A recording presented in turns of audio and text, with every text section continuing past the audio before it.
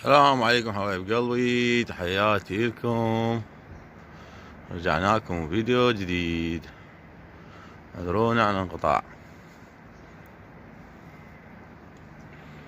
شباب، هاي السنة ما سويت لكم فيديوهات لأنه ما ماكو. هاي الطيور طايرة طبعا مو هواية 16، يعني كل بعتن بقيت بس الحلوات، والحلوات هواي هم طلعت صراحة. هسه عالية حاليا 16، لأني هنا أحبش 4 بقيت، لأني 2 3 عايفن صيد. المهم اشوفكم الصيد هذا هنا. انا هاي الفيديو راح نطبق 2026 شباب. انا حذروني مسوي لكم فيديوهات انه واس ماكو. حتى الصيد مالي واسه طلع. هاي زويري صايده مال حربي، هاي الفرية بسود صغيرة مسكية، هاي البزرق، هاي بصراوي اشعل، لان الصيد 5 من عيونكم. وصح انا قاطع وياكم،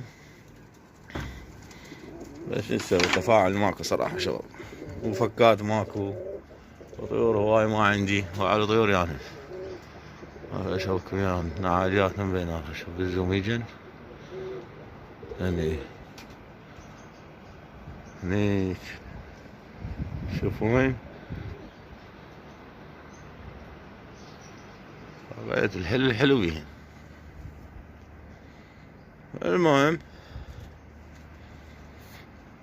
لاني صيد 5، لاني 16 طيارات بالسماء شوية ويختفن يعني بعدهم عاليات كلش، بس ما مختفيات يعني من نظر العين.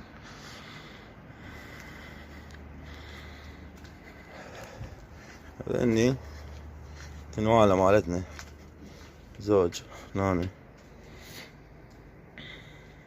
ياسن مال الصيد عايفة، يعني 16 طرفحة بطرفحة، 8 بحلو و8 طوير. طبعا بين غربة يعني مو جلداتي مال فكة مال عام موت العام، بين كم واحد مال عام موت العام، بقية كلهم جدد يعني طور جدد مال هاي السنة، مال هاي الصيفية راحت. المهم شباب، انا سويت طبعا سنة خير ان شاء الله عليكم، سنة 2026، كل عام وانتم بخير جميعا. اعذروني ما سلمت عليكم وما فكيت صراحة. طبعا الطيور راح تختفي، دبا علي بالسماء هي تقريبا راح تختفي. ما فكيت لانه ما ماكو